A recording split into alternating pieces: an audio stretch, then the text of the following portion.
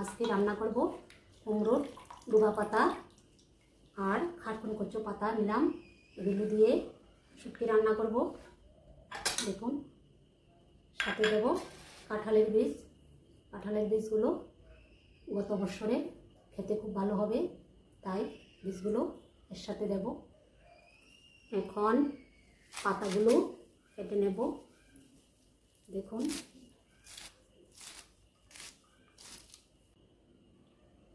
খারকুন পাতাগুলো লবণ দিয়ে মেখে নেব।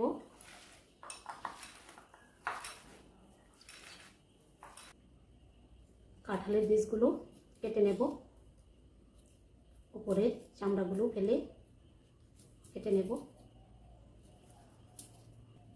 কেটে নিচ্ছি।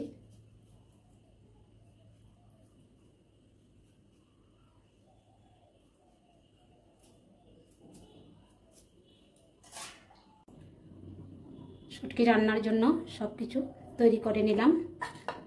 কুমড়ো পাতা ডুগা কেটে নিলাম, খারকুন পাতা কেটে লবণ দিয়ে মেখে নিলাম। এখন জল ঝরিয়ে নেব।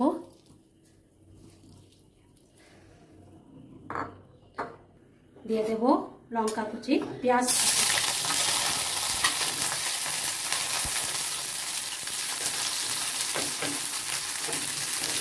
লঙ্কা পেঁয়াজ ভেজে নেব। পেঁয়াজ লঙ্কা ভাজা হলো, দিয়ে দেব শুটকি, দিয়ে দেব কুমড়ো পাতা ডুগা খারকুন কচু পাতা।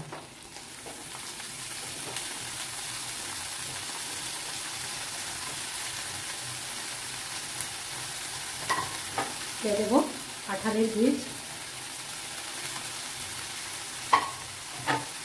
দিয়ে দেব স্বাদ মতো লবণ,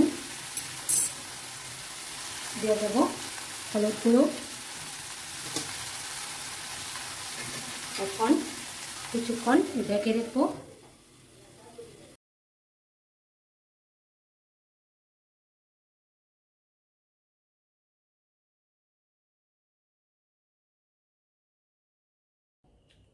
দেখুন, শুটকি রান্না হয়েছে।